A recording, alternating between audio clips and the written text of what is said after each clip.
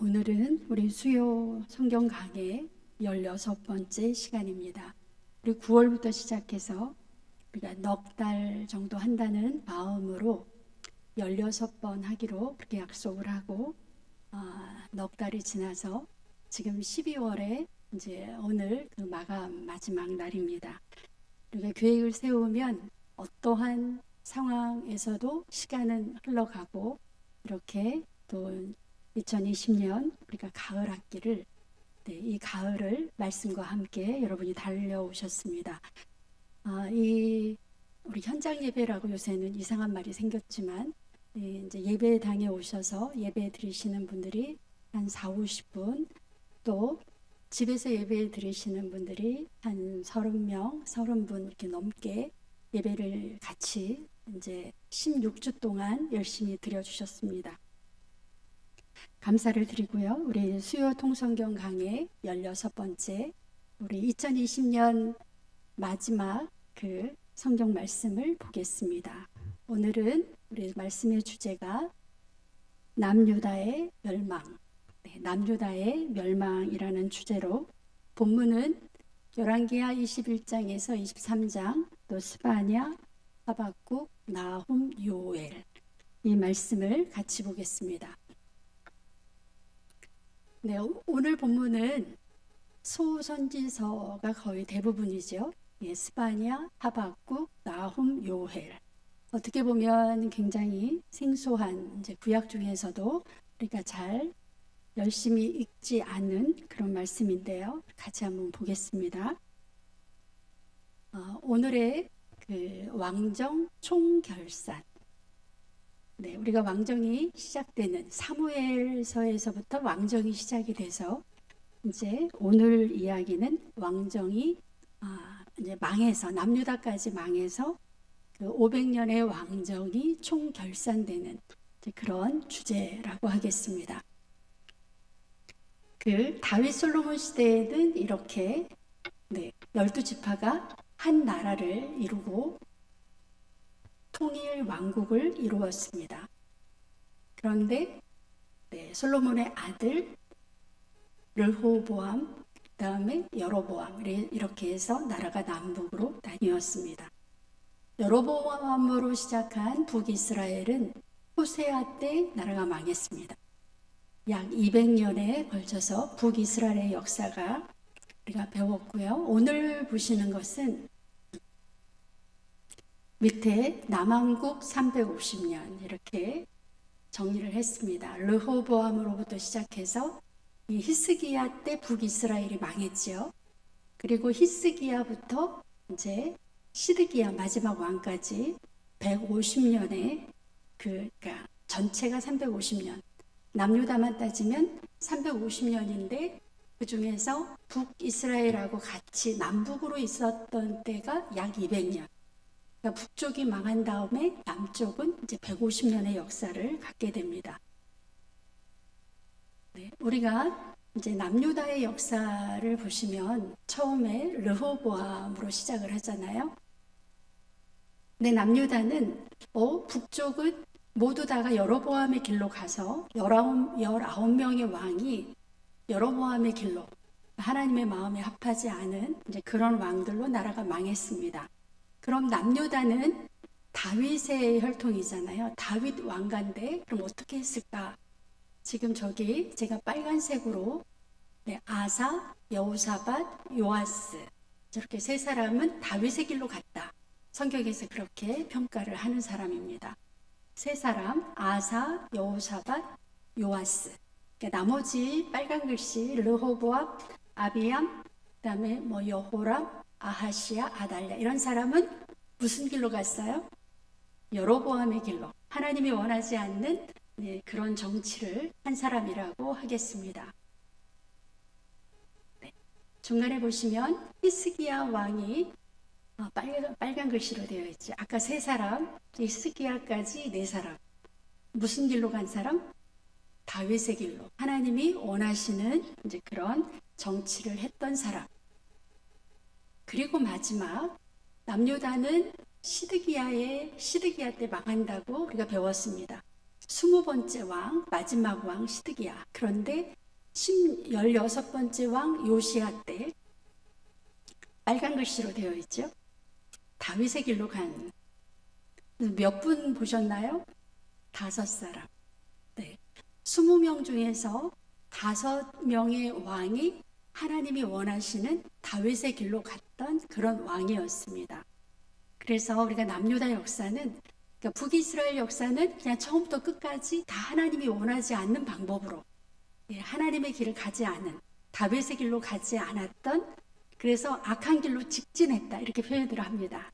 악한 길로 그냥 직진했어요. 근데 남유다는 중간에 5명의 왕이 하나님의 마음에 합한, 그러니까 다윗의 길로 갔던 그런 왕이 있었기 때문에 직진한 건 아니고 어떻게 해요? 지그재그. 그러니까 하나님이 원하시는 대로 나라가 이렇게 가는 듯 했는데 그 다음 왕이 또 완전히 우상숭배로 다시 원점으로 돌려놓고, 또 다른 왕이 나타나서 다시 하나님의 길로 막 그렇게 겨우겨우 해놨는데 그 다음에 왕이 나타나서 또 원상복구, 이런 식으로 지그재그로 남유다는 그렇게 통치를 했다. 그 5명의 왕이 다윗의 길로 갔습니다. 그런데 옆에 보시면 활동한 선지자가 나와요. 동시대 선지자. 왜 저렇게 많습니까? 나라가 망할 쯤에 하나님이 굉장히 많은 그런 선지자들을 보냈다라는 걸 알 수가 있어요. 왜 저렇게 많은 선지자를 보냈을까요? 어떻게 해서든지 남유다의 멸망을 막고 싶었던 그런 하나님의 마음을 볼 수가 있습니다. 예레미야 선지자는 요시야 왕 때 하나님의 부름을 받아서 나라가 망하는 시드기야까지 활동을 했던 너무나 중요한 그런 선지자예요. 그래서 예레미야 선지자는 오늘 못하고 우리가 다음에 또 따로 띄워서 그렇게 보겠습니다. 오늘 보시는 선지자는 나훔, 스바냐, 하박국, 또 요엘, 이런 선지자를 보겠습니다. 근데 그분들만 있는 게 아니라 다니엘도 있고 에스겔도 있잖아요. 이분들도 너무너무 중요해서 이분들은 다 따로따로, 나라가 망했을 때 다니엘과 에스겔이 활동을 했기 때문에 그렇게 나라가 망해가는 걸 보면서 활동을 했고, 나라가 망했을 때도 활동을 했어요. 그래서 예레미야, 다니엘, 에스겔은 다음에 이렇게 다 따로 떼어서 하고, 오늘은 나훔, 스바냐, 하박국, 그 다음에 다윗의 길로 갔던 요시야 왕에 대해서 우리가 같이 오늘 보겠습니다. 그래서 남왕국 멸망은 약 345년간, 그래서 우리가 그냥 반올림해서 350년이다 이렇게 말을 합니다. 우리 기억하시겠죠? 북왕국은 몇 년 만에 망했다고요? 200년. 남왕국은 350년. 몇 년을 더 갔습니까? 150년을 더 갔습니다. 네. 아까 보셨던 5명의 다윗의 길로 간 왕, 남유다의 다윗의 길로 간 왕. 우리가 이름은 좀 크게 불러줘야 될 것 같아요. 너무나 대단하신 분들이라. 아사왕 같이 합니다. 아사왕, 아사왕, 여호사밧, 요아스, 우리 뒤에 또 2분을 보겠습니다. 아사왕은 3대 왕인데 아세라 우상을 없애고 우상을 숭배하는 모친을 태우에서 폐위했다. 이제 여러분이 저 대강 감만 잡으시면 아사, 여호사밧, 요아스. 우리가 연속극을 볼 때는요, 주인공 이름을 다 외우시나요? 못 외우시나요? 외우시나요? 못 외우시나요? 우리가 기본적으로 저 정도는 외워드려야 될 것 같아요. 너무나 훌륭하신 그런 분들이기 때문에 우리가 이름을 외우겠습니다. 아사왕, 여호사밧, 요아스. 이름이 약간 비슷해요. 우리 지난번에 나쁜 왕이었던 아하스 왕 기억하시죠? 너무 비슷하죠? 근데 여기는 아하스가 아니라 요아스예요. 요아스 왕. 여호사밧을 보시면 신당과 아세라 우상을 제거했습니다. 거의 다윗의 길로 갔던 왕들의 대부분의 행적은 하나님 앞으로 돌아가는 거예요. 그래서 저런 우상 숭배의 모든 신당이라든지 그런 저런 우상을 없애는, 또 제사장과 레위인들로 하여금 전국을 순회하며 율법을 가르치도록 했다. 여호사밧, 그 다음에 요아스 왕은 아달랴가 파괴한 성전을 수리하고 우상을 제거하고 언약을 갱신했다. 우리가 저 한 사람 한 사람 성경을 다 찾아가면서 보시면 얼마나 좋겠어요? 우리가 이제 이렇게 통으로 다 본 다음에는 또 그렇게도 한번 열왕기나 역대기를 보면서 한 사람 한 사람 이렇게 성경을 보셔도 좋을 것 같습니다. 오늘은 미련은 남지만 그냥 과감하게 이 정도로 넘어가겠습니다. 아까 세 사람, 그 다음에 두 사람, 히스기야 왕. 히스기야 왕은 비중이 굉장히 성경에서 많이 다루고 있기 때문에 우리도 굉장히 지난 시간에도 또 히스기야 왕을 다뤘습니다. 제사를 회복하고 우상과 산당을 제거하고 그다음에 북쪽의 이스라엘 백성들까지 다 초대해서 뭐를 했어요? 유월절을 지켰어요. 요새 새벽기도 진도하고 똑같죠?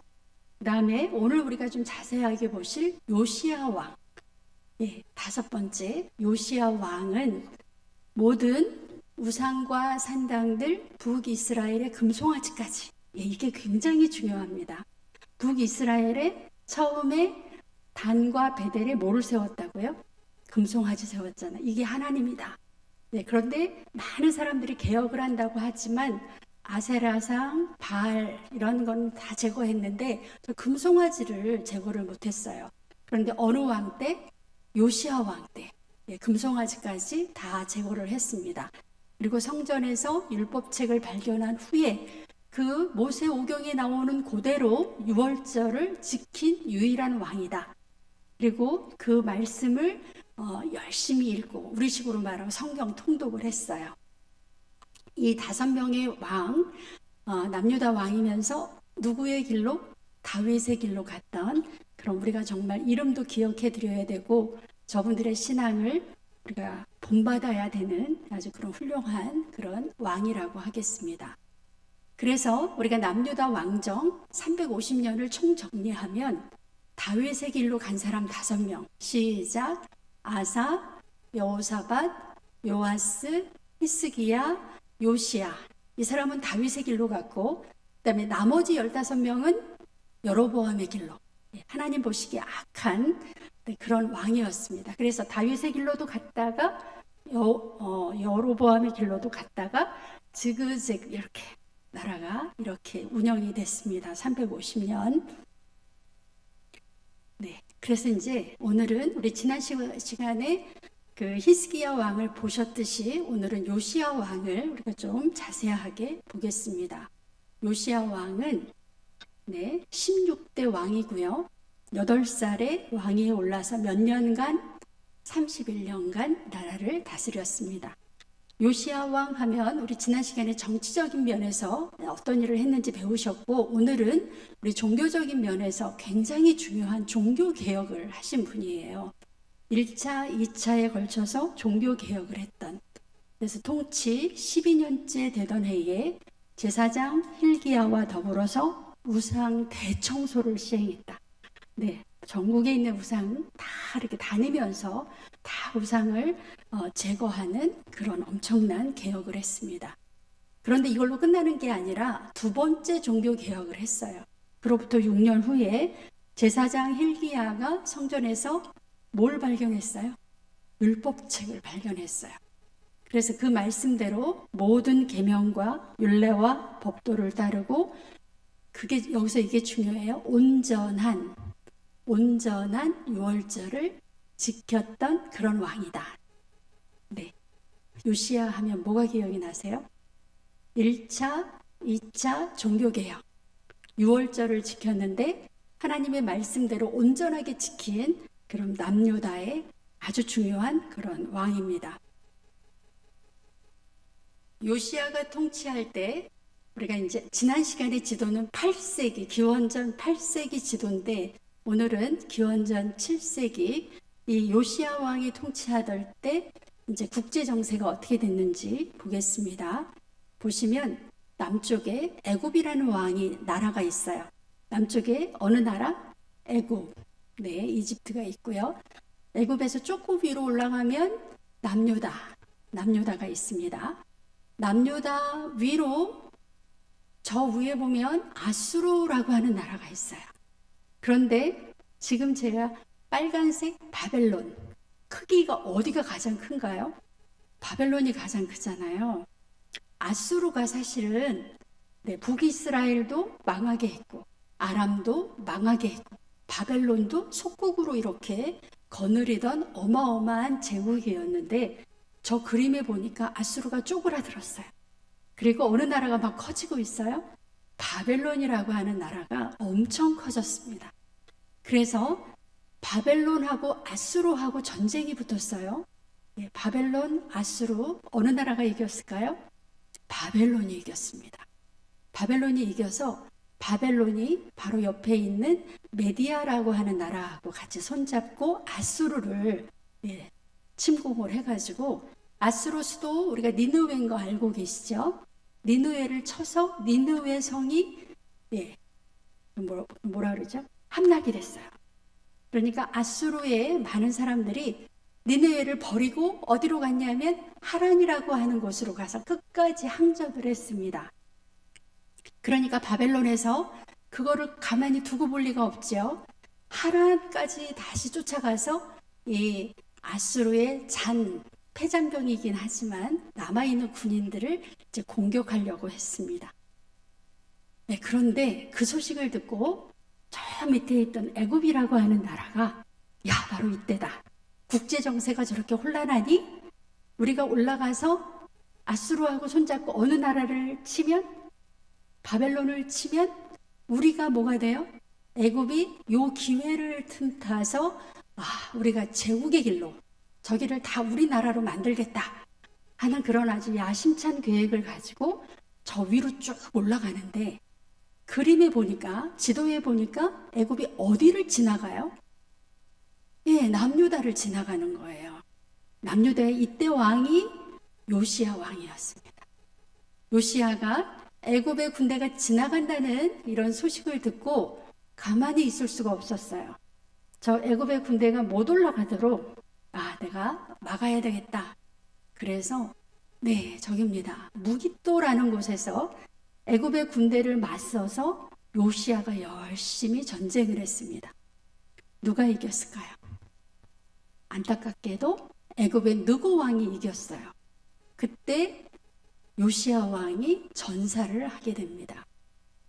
그래서 우리가 저 지도가 굉장히 중요해요. 요시야 왕이 무깃도 전투에서 장렬하게 그렇게 전사를 하게 됩니다. 그리고 애굽은 이제 무깃도에서 조금 힘을 뺐잖아요. 1차 원하지 않은 전쟁을 하고 위로 올라가 봤더니 어떤 일이 벌어졌느냐? 저쪽에 아수르 군대하고 이제 만나가지고 바벨론을 치기로 했는데 이 무깃도에서 요시야 왕하고 싸우다가 시간을 너무 지체한 거예요. 그래서 아수르가 망해버렸어요. 아수르가 없어졌어요. 니느웨에서 하란으로 그렇게 도시까지 옮겨가면서 끝까지 항전을 했는데 바벨론의 나라가 함락당하고 말았습니다. 아수르가 전쟁에 졌어요. 근데 바벨론이 저 애굽에서 대군이 지금 올라오고 있다는 소식을 듣고 이참에 애굽까지 정리를 하고 싶었어요. 그래서 보세요. 갈그미스라는 곳에서 바벨론의 군대와 애굽의 군대가 만났습니다. 그래서 그 유명한 갈그미스 전투가 벌어집니다. 여기서는 어느 나라가 이겼을까요? 바벨론이 이겼어요. 그래서 애굽에서 깨갱 올라간 게 아무 의미가 없어졌어요. 그리고 아무런 소득 없이 그냥 다시 자기네 그러면서 절대로 우리는 바벨론하고 전쟁을 안 하겠다. 아주 수모적인 그런 그 협약을 맺고 내려옵니다. 쉽지요? 빨리 쉽다고 얘기를 하세요. 저것 만드느라고 엄청 애썼습니다. 어떻게 하면 쉽게 전달을 해드릴까? 참 복잡한 국제 정세인데 여러분이 쉽게 이해를 하셨으리라고 믿고요. 그래서 어느 나라만 남았습니까? 이제 바벨론만 남았습니다. 네, 이거를 말로 정리하면 이래요. 요시야 왕 당시에 애굽의 어느 왕이 느고 왕이 북쪽으로 원정을 나서는 왜 가냐 하면 새로운 제국의 주인으로 부상하고 싶은 이제 그래서 바벨론을 막고 내가 세계적인 강국이 돼야 되겠다 이러고 이제 야심찬 계획을 가지고 올라가는데 이때 애굽의 원정을 막기 위해서 남유다의 요시야 왕이 무기또에서 막아요.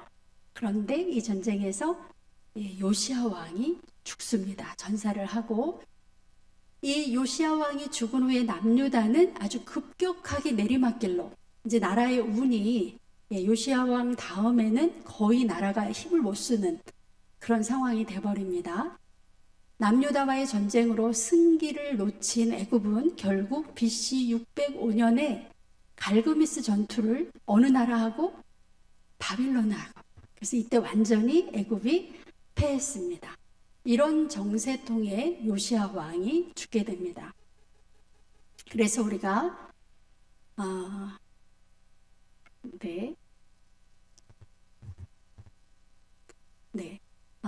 요시야 왕이 이제 저렇게 죽고 요시야 왕이 죽기 전에 했던 그 유월절에 대해서 우리가 조금 자세히 보시면 히스기야 왕도 유월절을 지켰는데 저 말씀을 우리가 같이 한번 읽어볼까요? 왕이 방백들과 예루살렘 온 회중과 더불어 의논하고 둘째 달에 유월절을 지키려 하였으니 이는 성결하게 한 제사장이 부족하고 백성도 예루살렘에 모이지 못하였으므로 그 정한 때에 지킬 수 없었음이라. 히스기야 때도 유월절을 지키긴 했는데 정한 때에 지킬 수 없었다. 그래서 1월 달에 지켜야 되는데 2월 달에 지켰어요. 왜 그러냐 하면 준비된 제사장이 부족했기 때문에. 그래서 히스기야가 유월절을 지키기는 했지만 율법에 정한 대로 완벽하게 지키지 못했습니다. 또 같이 한번 읽어보겠습니다. 드디어 왕이 명령을 내려 부엘세바에서부터 단까지 온 이스라엘에 공포하여 일제히 예루살렘으로 와서 이스라엘 하나님 여호와의 유월절을 지키라 하니 이는 기록한 규례대로 오랫동안 지키지 못하였음이더라. 그러니까 그전에는 지켰어요? 못 지켰어요?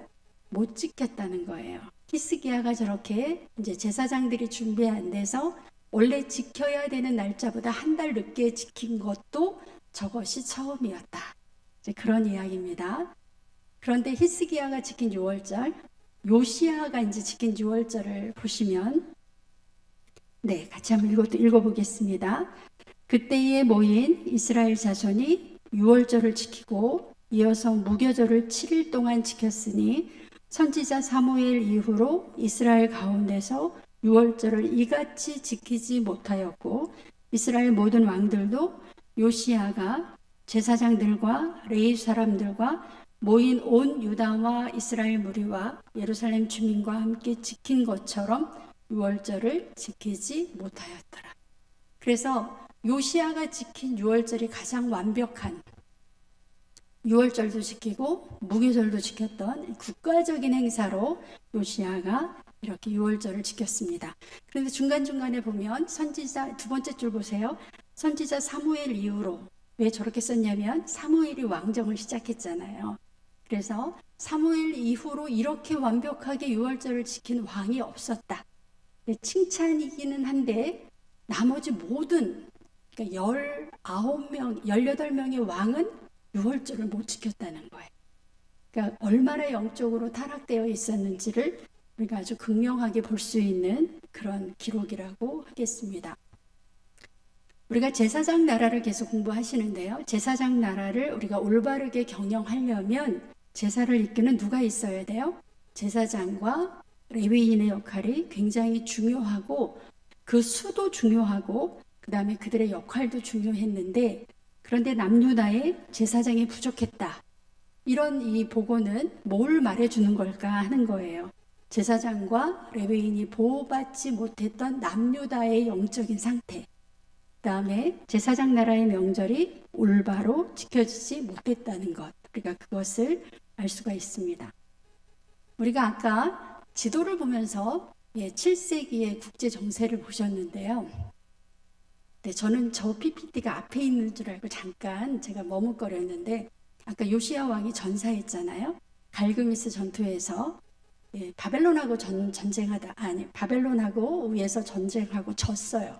그리고 내려오면서, 아니, 바벨론하고 전쟁에서 졌는데 화풀이를 내려오는 길에 그리고 통과해서 와야 되는 남유다에 와가지고는, 요시야가 죽었으니까 당연히 그의 아들 여호와하스가 왕이 되어 있었어요. 그러니까 왕위로 오른 지 몇 개월? 3개월 됐는데, 이 바로의 느고 왕이 자기가 진 그 화풀이를 이 남유다에다 했어요. 그래서 여호와스를 데리고 어디로 갔습니까? 자기네 나라로 가지고, 이게 뭐야, 포로로 데려가고, 여호야김을, 엘리야김을 대신 이름을 바꿔가지고 여호야김을 왕위로 앉혔습니다. 그래서 여호와스는 몇 개월밖에, 3개월밖에 왕위에 있지 못했어요. 그러니까 여호와스는 애굽으로 끌려갔고요. 그 다음에 여기 19번째 보면 여호야긴, 그 사람도 몇 개월? 3개월. 저 사람은 또 왜 그럴까? 저 사람은 바벨론에서 또 끌고 갔어요. 그러니까 요시야 이후로는 여호와스 3개월, 애굽으로 끌려갔고, 그 다음에 여호야긴은 3개월 통치하다가 이번엔 어디로? 바벨론으로 끌려갔어요. 그러니까 나라가 풍전등화지요. 거의 다 된 나라입니다.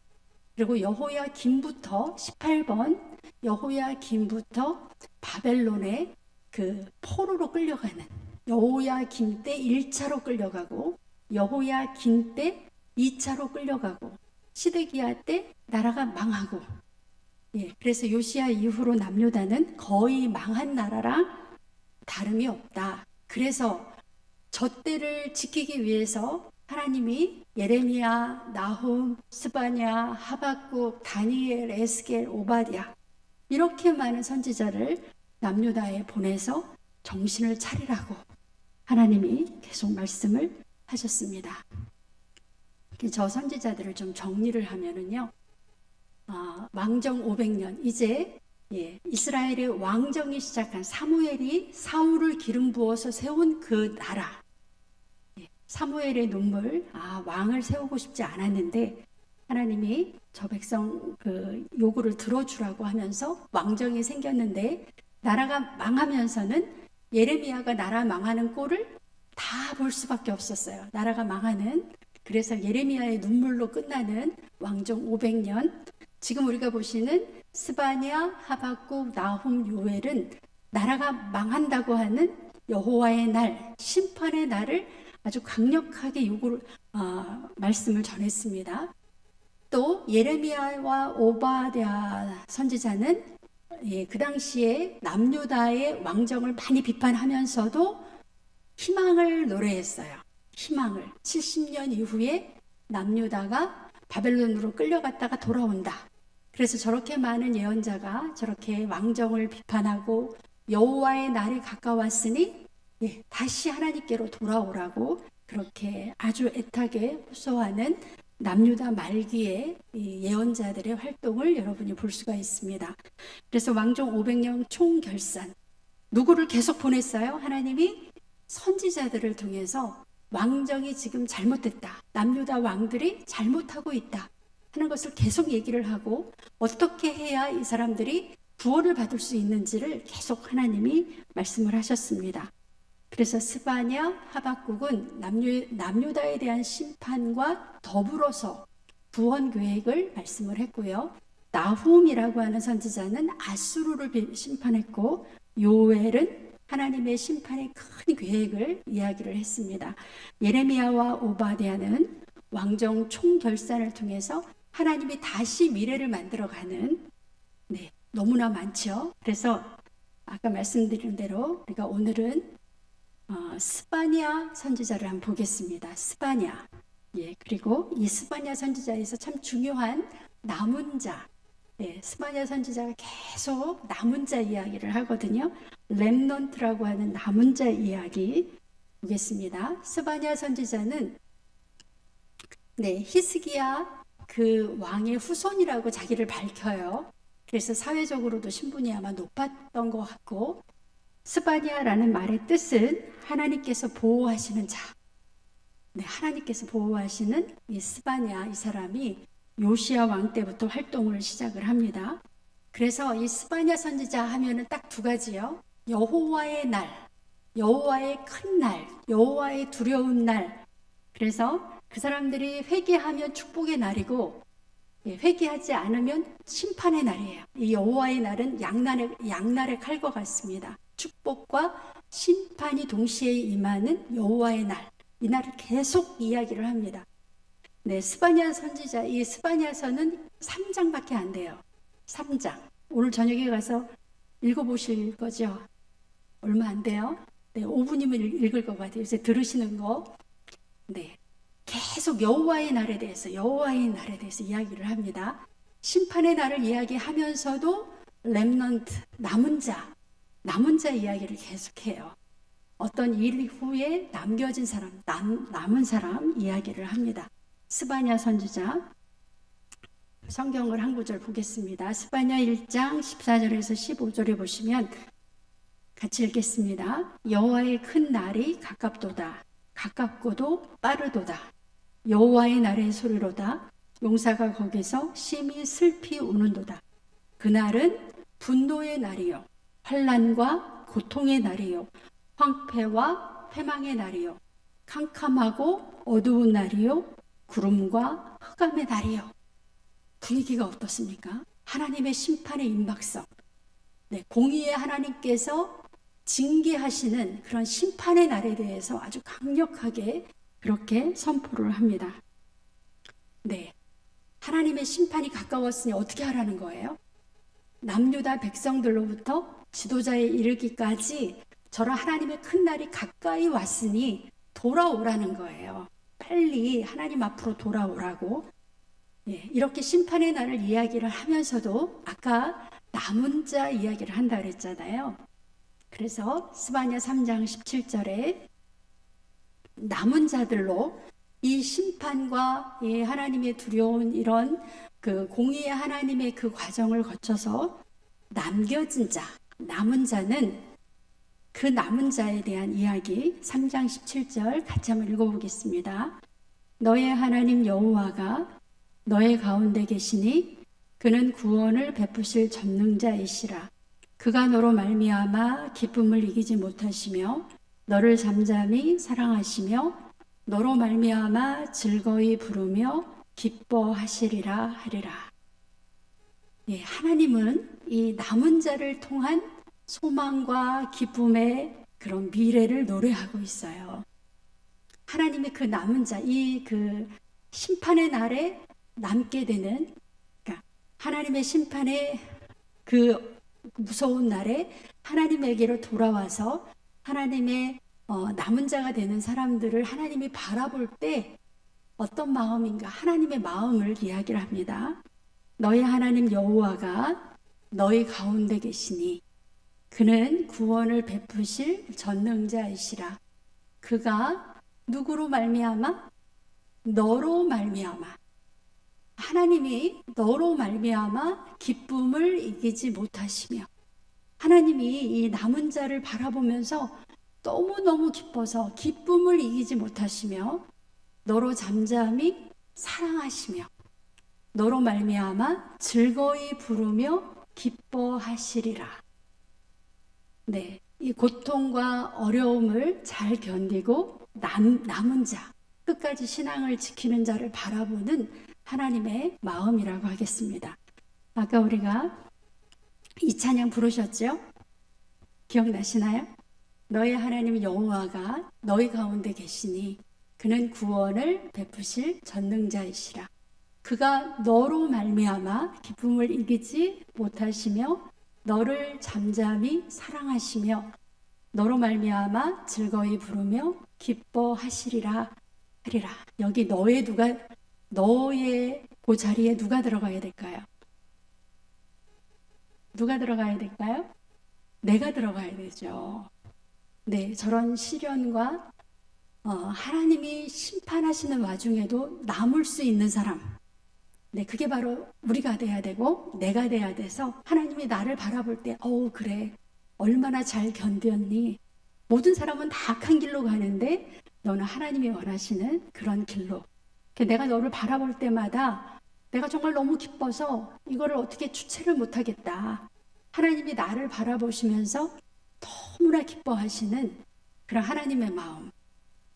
네.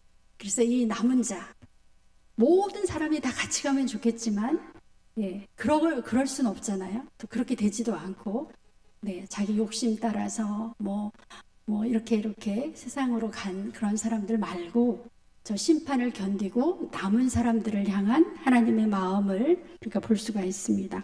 그래서 우리가 남겨진 자, 남은 자에 대한 것을 좀 이렇게 보면, 가나안 정탐꾼 12명 중에서 10명은 다 부정적인 보고를 했고, 여호수아와 갈렙만 이 남은 자, 하나님의 마음에 하나님의 마음을 시원하게 해드린 그런 사람. 미디안 전쟁에서 32,000명 중에 몇 명이 남았어요? 300명 남았어요. 언제나 소수지요. 폭풍처럼 진행될 하나님의 심판에서 남유다의 역사에서 남은 사람들 아주 소수입니다. 그 다음에 남유다가 이제 망하고 나서 다니엘과 세 친구, 그 다음에 바벨론으로 끌려갔던 에스겔과 또 1만 명의 유대 사람들이 이 남은 자예요. 특징은 적은 수라는 거죠. 적은 수. 그러나 하나님의 공의와 통치하심을 믿었던 사람들. 그래서 남은 자들을 바라보시며 한없이 기뻐하시는 그 하나님의 모습. 그래 바로 참 내가 찾던 사람이 바로 아무개 집사님, 아무개 권사님, 또 장로님, 그래 바로 당신이야, 바로 너야 라고 하나님이 나를 향해서 잘 참았고 그 유혹을 잘 넘겼고 하나님의 법대로 그렇게 살아줘서 내가 너무 기쁘다 하는 그 하나님의 음성이 여러분에게 들리시기를 바랍니다. 우리가 이제 신약으로 넘어오면 히브리서에 이런 말씀이 있어요. 히브리서 11장 6절에 같이 읽어보겠습니다. 믿음이 없이는 하나님을 기쁘시게 하지 못하나니 하나님께 나아가는 자는 반드시 그가 계신 것과 또한 그가 자기를 찾는 자들에게 상 주시는 이심을 믿어야 할지니라. 믿음이 없이는 하나님을 기쁘시게 하지 못한다. 아까 말하고 거의 내용이 똑같죠. 하나님의 공의로운 심판을 우리가 믿으면서 하나님을 기쁘시게 할 수 있는 사람은 이게 바로 믿음이 있는 사람이다. 그가 계신 것과 우리가 끝까지 이렇게 남은 자로 있으면 그가 반드시 상 주시는 이심을 우리가 믿는 사람, 그게 바로 신앙인이라고 하겠습니다. 심판은 하나님의 공정하심을 드러나는 그런 기회고 공의로우신 하나님이 역사하시는 그런 순간이다 라는 것을 알 수가 있습니다. 이제 하박국을 한번 보겠습니다. 하박국 선지자도 성경이 되게 짧아요. 하박국서도 1장에서부터 3장. 이것도 오늘 저녁 가서 읽으셔야 되겠죠. 하박국. 하박국 선지자도 역시 그 당시 굉장히 나라가 망하기 직전이기 때문에 답답했어요. 그래서 하나님 앞에 하나님 왜 이렇게 침묵하십니까? 그러면서 하나님을 향해서 5가지 질문을 하고 있습니다. 첫 번째, 내가 부르짖어도 주께서 듣지 아니하시니 어느 때까지니까? 하나님 지금 남유다에 불의가 판을 치고 위정자들이 나쁜 짓만 골라서 하고 그래서 어찌하여 내게 죄악을 보게 하시며 패역을 눈으로 보게 하시나이까? 하나님한테 이제 부르짖고 있어요. 그러면서 겁탈과 강포와 변론과 분쟁이 끊이지 않는 이 아주 타락한 이 세상을 왜 나로 하여금 보게 하시나이까? 그랬더니 하나님이 우리가 하박국서 1장 6절에 보시면 잠깐만 기다려. 내가 갈대아 사람을 일으켜서 남유다를 심판할 거야 라고 하는 말씀을 주세요.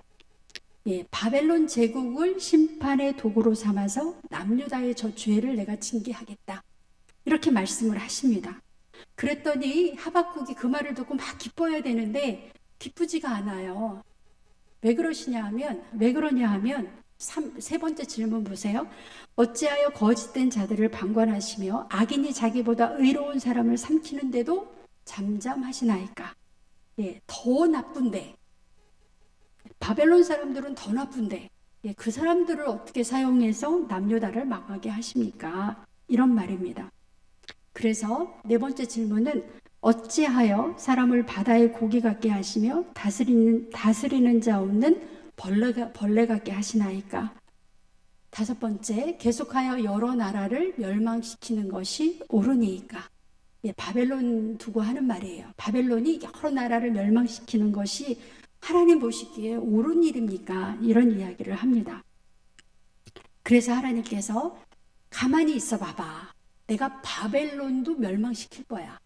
예, 바벨론이 왜 멸망당하는지를 하나님이 계속해서 이제 첫 번째, 두 번째, 세 번째, 여러분 성경을 한번 읽어보세요. 이런 이유로 바벨론이 멸망할 수밖에 없다. 이런 이유로 멸망할 수밖에 없다. 그러면서 계속 성경에서 바벨론의 죄를 이야기를 합니다. 성경을 좀 보면 하박국서 2장 3절에서 4절에서 하나님이 이 하박국의 그 답답함, 네, 어떻게 남유다가 지금 이 정도로 엉망이 되었는데 하나님 보고 계십니까? 그랬더니 약간 뭐라 그랬어요? 바벨론을 통해서 징계하겠다. 그렇게 말씀하셨잖아요. 그런데 그 얘기를 들으니까 바벨론은 더 나쁜 놈인데 그 나라가 더 나쁜데 어떻게 그 나라를 통해서 우리나라가 또 망합니까? 그것도 또 답답해요. 네, 하나님이 뭐라 그러셨냐면 2장 3절에서 4절에 보시면 이 묵시는 정한 때가 있나니 정한 때가 있다. 하나님이 지금 뭔가 하고 계시는 하나님의 때가 있다는 거예요. 그 종말이 속히 이르겠고 결코 거짓되지 아니하리라. 비록 더딜지라도 기다리라. 네. 하나님의 시간표가 있어요. 그런데 우리는 하나님의 그 원대한 계획, 하나님의 그 원대한 뜻을 잘 모르기 때문에 우리 시간표를 가지고 막 하나님한테 하나님 왜 이럽니까? 왜 근데 하나님도 얼마나 답답하셨겠어요. 그러니까 하박국한테 다 때가 있다. 그러니까 더딜지라도 기다리라. 지체되지 않고 반드시 응하리라. 그러면서 주신 말씀이 보라 그 마음은 교만하여 그 속에서 정직하지 못하나 다 같이 읽겠습니다. 의인은 그의 믿음으로 말미암아 살리라. 아주 너무나 유명한 이 말씀을 주십니다. 이 말씀은 우리가 신약에 가서도 로마서에 사도 바울이 의인은 믿음으로 말미암아 살리라 이 말씀을 그대로 인용을 합니다. 네, 그 공의의 하나님을 믿고 반드시 하나님이 심판하신다고 하는 그 믿음으로 말미암아 사는 사람은 살 수 있다는 거예요. 여러분 이해가 되시죠? 내가 보기에 이건 아닌 것 같은데, 이거 세상에 너무 요지경인데, 이거는 아닌데, 그럼에도 불구하고 내가 하나님이 어떤 때가 되면 하나님의 계획 안에 공의롭게 심판하신다는 것을 믿는 사람이 바로 의인이다 이 말입니다. 의인은 그의 믿음으로 말미암아 죽을 것 같은데 죽지 않고 살아간다는 거죠. 예, 우리가 그렇지 않습니까? 우리가 살아가요. 네, 어떻게 삽니까? 믿음으로 살아요. 당장 이해가 안 되고 저거는 말도 안 되는데 그럼에도 불구하고 하나님의 공의로움을 믿고 우리가 살아가는 사람이 바로 믿는 사람이에요. 그래서 하나님이 이 하박국에게 아까 바벨론 심판하실 때 우리 성경의 표현에 의하면 이제 너무 길어져서 뺐지만 화 있을진저 뭐라고요? 화 있을진저 바벨론이 망할 수밖에 없는 이유를 화 있을진저 무려 5번에 걸쳐서 반드시 바벨론이 망하겠다 이렇게 하박국에게 선지자에게 이야기를 하십니다. 그래서 그렇게 바벨론까지 다 망하고 나면 하나님이 어떤 표현을 쓰셨냐면 하박국 2장 14절에 이는 물이 바다를 덮음같이 하나님의 영광을 인정하는 것이 세상에 가득함이니라. 물이 바다 덮음같이 많이 우리가 찬양도 하고요. 물이 바다 덮음같이 하나님의 영광을 인정하는 것이 세상이 가득할 날이 온다. 네, 그러니 어떻게 해요? 더딜지라도 내가 그 하나님을 믿고 견디면 의인은 믿음으로 말미암아 살리라. 그래서요, 저 말씀을 듣고 하박국이 큰 깨달음을 얻습니다. 그래서 3장에 가면, 하박국 3장에 가면 하나님의 심판과 구원을 깨닫고 하박국의 기도가 나와요. 하나님에 대한 감사와 찬양의 기도가 나오는데 다 실을 수 없고, 여러분이 잘 아시는 17절부터 보시면 내 눈에, 그러니까 하박국의 눈에 무화과 나무가 무성하지 못하고 포도나무에 열매가 없고 감람나무에 소출이 없으며 밭에 먹을 것이 없으며 우리의 양이 없으며 외양간에 소가 없을지라도 나는 하나님으로 여호와로 말미암아 즐거워하며 나의 구원의 하나님으로 말미암아 기뻐하리로다. 모든 것을 하나님한테 맡기고 공의로우신 하나님의 그 역사 개입, 하나님의 심판을 믿고 나는 이제 내 눈앞에 아무것도 안 보여도 그 하나님으로 말미암아 즐거워할 수 있습니다 라고, 정말 한 단계가 아니에요. 굉장히 성숙한 믿음으로 하박국이 하나님 앞에 찬양을 하는 그런 기도를 올려드립니다. 우리 나훔 선지자를 보겠습니다.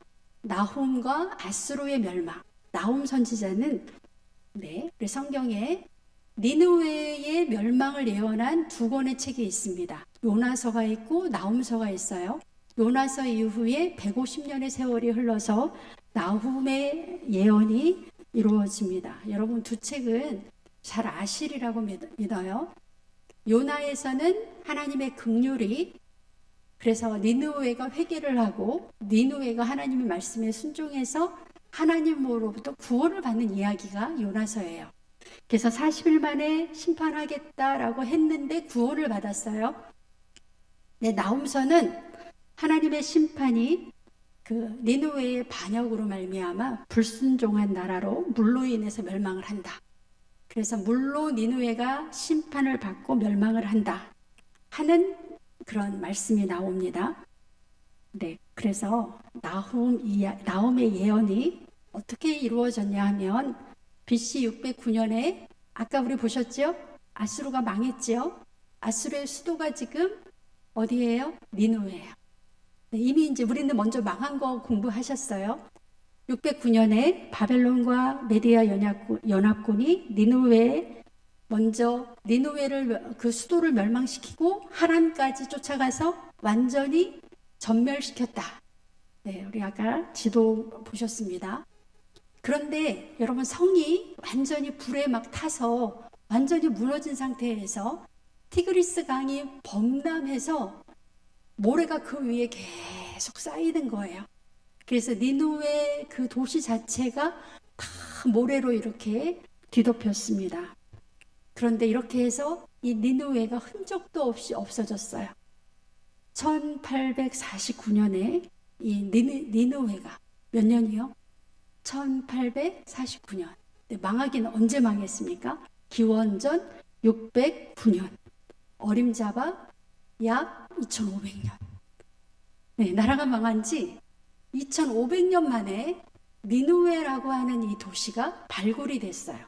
근데 발굴을 해보니까 6m 모래 아래 이 도시가 완전히 이렇게 모래에 덮여 있었습니다. 2500년간 땅속에 묻혀 있었던 니느웨. 그래서 우리가 성경을 좀 더 보겠습니다. 나홈서에 보면 반드시 물로 심판한다 이렇게 나와 있어요. 1장 8절에 보시면 그가 범람하는 물로 그곳을 진멸하시고 그가 대적들을 흑암으로 쫓아내시리라. 뭐 하는 물로?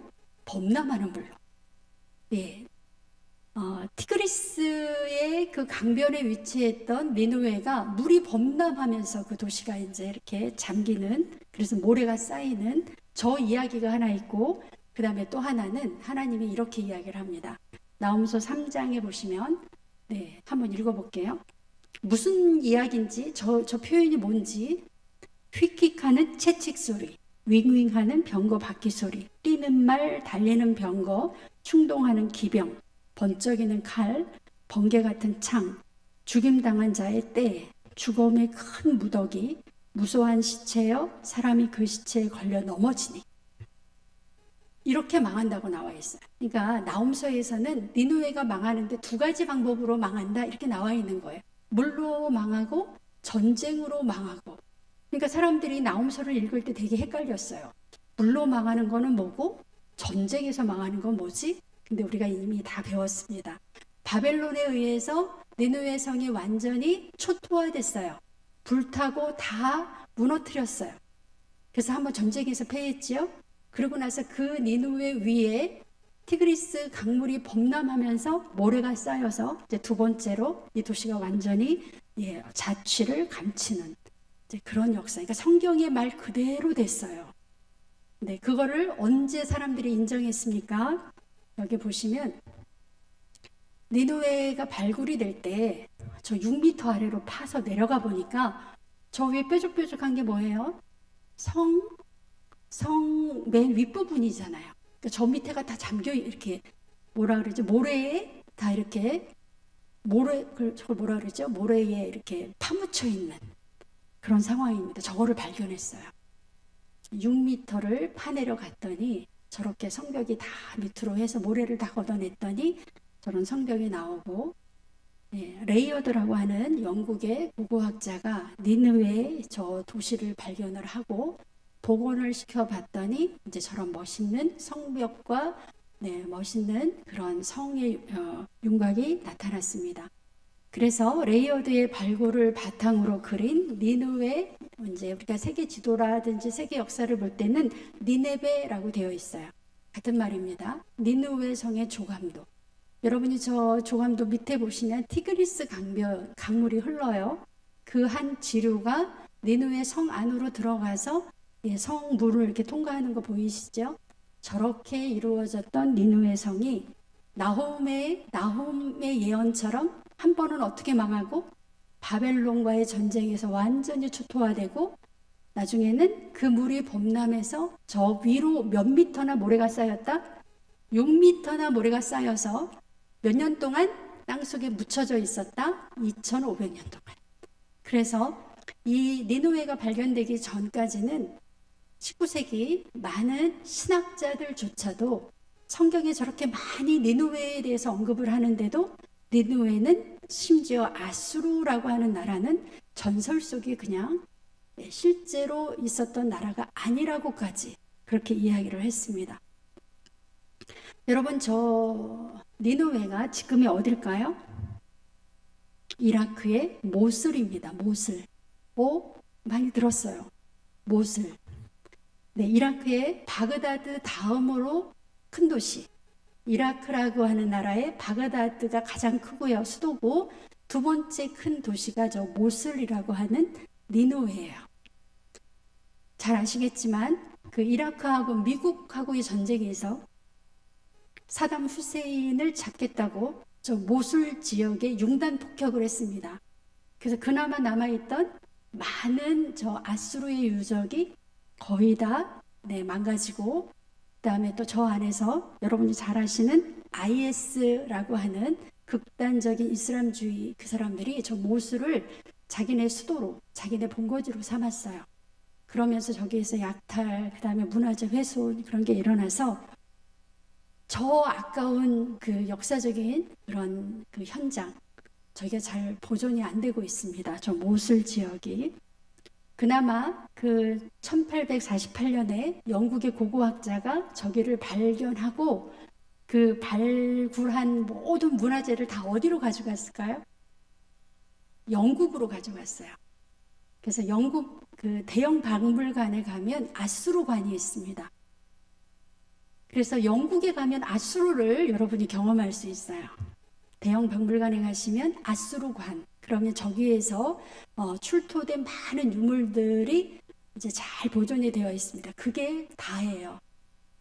저 모술 현지에 있던 것은 현대 많은 전쟁통에 거의 다 유실이 되고 말았습니다. 아수르 이야기.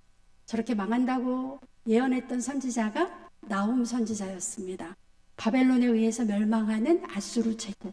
그래서 하나님이 반드시 공의로운 심판을 하신다. 나홈 선지자 맨 앞에 보시면 1장 2절에 나는 질투하시고 보복하는 하나님이다. 이렇게 시작을 해요. 그래서 저 아수르 제국의 죄를 반드시 심판한다. 이렇게 이야기를 합니다. 네, 오늘은 우리가 마지막 시간이라 조금 시간이 지금 좀 지체돼도 끝까지 하겠습니다. 마지막입니다. 요엘과 하나님의 약속을 보시면 오늘은 마치 무슨 짠 것처럼 모든 말씀이 다 몇 장? 네, 3장까지 3장. 집에 가서 충분히 읽어보실 수 있습니다. 요엘 선지자에 대해서는 부두엘의 아들로 예루살렘 출신 선지자였고 하나님은 여호와 하나님이시다 라고 하는 이름을 갖고 남유다 요시야 왕 때로 추측을 하지만 정확한 시기를 성경을 가지고 알 수가 없어요. 요엘 선지자는 다가올 혹독한 심판을 예고하고 피할 길은 회개하는 것밖에 없다. 그래서 유명한 요엘 선지자의 말씀이 있습니다. 네, 요리잖아요. 약자는 2장 32절을 보시면 누구든지 여호와의 이름을 부르는 자는 구원을 얻으리니 이는 나 여호와의 말대로 시온산과 예루살렘에서 피할 자가 있을 것이니요 남은 자 중에서 나 여호와의 부름을 받을 자가 있을 것입니다. 나라가 어지럽고 윤리가 땅에 떨어지고 이럴 때 남은 자가 그렇게 보기가 어려운 것 같습니다. 그래서 여기서도 똑같이 남은 자, 이 남은 자는 여호와의 부름을 받을 것이다. 이렇게 이야기를 해요. 누구든지 여호와의 이름을 부르는 자는 구원을 얻으리라. 이 귀한 말씀을 하고 있습니다. 보시면 요엘이 그래서 너희는 옷을 찢지 말고 마음을 찢고 너희 하나님 여호와께 돌아올지어다. 이스라엘 사람들은 회개할 때 옷을 찢어요. 자기 옷을 찢으면서 막 회개를 하는데 그렇게 옷만 찢지 말고 마음을 찢고 하나님께로 돌아와라. 그는 은혜로우시며 자비로우시며 노하기를 더디하시며 이내가 크시사 뜻을 돌이켜 재앙을 내리지 아니하신다. 그리하면 저렇게 마음을 찢고 돌아오면 하나님은 그 뜻을 돌이켜 재앙 대신 복을 주실 것이다. 이런 요엘 선지자의 말씀이 신약에 굉장히 많이 언약을 이렇게 인용이 되는데 요엘서 2장 10절에 있는 말씀, 3장 31절, 그 다음에 2장 15절에 있는 말씀이 마태복음 안에 그대로 인용이 됐습니다. 마태복음 24장 29절에서 30절 인자의 징조가 하늘에서 보이겠다. 이게 바로 요엘 선지자의 말씀이에요. 두 번째는 베드로의 오순절 설교에서 요엘 2장 28절에서 32절까지 그대로 인용이 됩니다. 이는 곧 선지자 요엘을 통하여 말씀하신 것이니 일렀으되 하나님의 말씀하시기를 말세에 내가 내 영을 모든 육체에게 부어주리니 자녀들은 예언할 것이요 젊은이들은 환상을 보고 늙은이들은 꿈을 꾸리라. 누구든지 주의 이름을 부르는 자는 어떻게 돼요? 구원을 받으리라. 누구든지, 저 누구든지가 언제 이루어지냐면 바로 사도행전 2장의 초대교회에서 이루어지는 거예요. 누구든지, 구약은 누구든지가 아니잖아요. 젊은이, 그 다음에 자녀들, 그 다음에 우리 늙은 어르신들 이렇게 다 누구든지 주의 이름을 부르는 자는 구원을 받는다. 그런 날이 온다. 그렇게 요엘 선지자가 예언을 했습니다. 또 로마서에 보시면 그 유명한 유대인이나 헬라인이나 차별이 없다. 그리고 누구든지 주의 이름을 부르는 자는 구원을 받으리라. 요엘의 말씀이 사도행전 로마서에서 이루어지는 그런 광경을 보게 됩니다. 그래서 요엘 선지자 역시도 왕정을 총결산하고 남유다에 멸망할 것을 예언했습니다. 그렇지만 예수님을 통해서 인자의 징조가 나타나고 누구든지 구원을 받는 하나님의 구원 계획을 이야기를 해주고 있습니다. 오늘 보신 열왕기하 21장 23장 스바냐, 하박국, 나훔, 요엘. 그래서 정리를 하면 북이스라엘이 아수르 제국에 의해서 멸망하는 것을 직접 눈으로 보았음에도 불구하고 150년간의 유예 기간을 받았던 남유다는 끝내 그 150년의 그 귀한 시간을 선용하지 못했어요. 그래서 나라가 망했습니다. 하나님께서는 이때 이 150년 동안 굉장히 많은 선지자를 남유다에다 계속 보내시면서 설득을 했어요. 그러나 남유다 사람들은 끝내 하나님께로 돌아오지 않았습니다. 그래서 우리가 오늘날 이 말씀을 보면서 우리 기도를 정리를 이렇게 했거든요. 북이스라엘의 멸망을 보고도 150년의 기간을 허비한 남유다와 같이 어리석은 자들이 되지 않게 하옵소서. 마음을 찢으며 회개하는 그리스도인이 되게 하옵소서. 하나님께서 우리에게 시간을 주신다는 거죠. 우리가 뭔가 할 수 있는 시간을 분명히 우리 한 사람 한 사람한테 주시는데, 이게 유예된 한정없이 나한테 주는 게 아니라 어느 기간을 하나님이 주시면서 그 기간 동안 어떻게 지내는지, 뭘 하는지를 하나님이 보신다는 거예요. 공의로우신 하나님께서 반드시 심판하셔서 남은 자, 그 심판의 그 어려움에도 남은 자, 신앙을 지킨 자는 하나님께서 상 주시고, 그렇지 않은 나라와 개인은 다 하나님이 멸하신다. 우리에게도 시간이 주어졌습니다. 그래서 환난 날에 신앙을 끝까지 지키는 남은 자들이 되어서 하나님의 마음을 기쁘시게 해드리는 그런 신앙의 승리자가 되게 하옵소서. 우리가 그동안 16번 동안 성경 공부를 하셨는데요. 유튜브에 클릭을 하셔서 군산 한일교회, 그다음에 수요 성경 강해 이렇게 들어오시면 계속해서 볼 수가 있습니다. 우리가 16번 동안 한 것은 여호수아서부터 오늘 하신 남유다의 멸망까지. 그 다음에 제가 그냥 한 게 아니고 교재가 있어요. 통성경 길라잡이. 또 올해 9월에 개정판이 나왔습니다. 옆에 노란색은 개정판이에요. 그래서 여러분이 저 주제별로 이 교재를 가지고 열심히 복습도 하시고 예습도 해주시기를 바랍니다. 우리 찬송 아까 스바냐 3장 17절 너의 하나님 여호와가 같이 찬양 부르시고 제가 헌금 기도하고 마치겠습니다.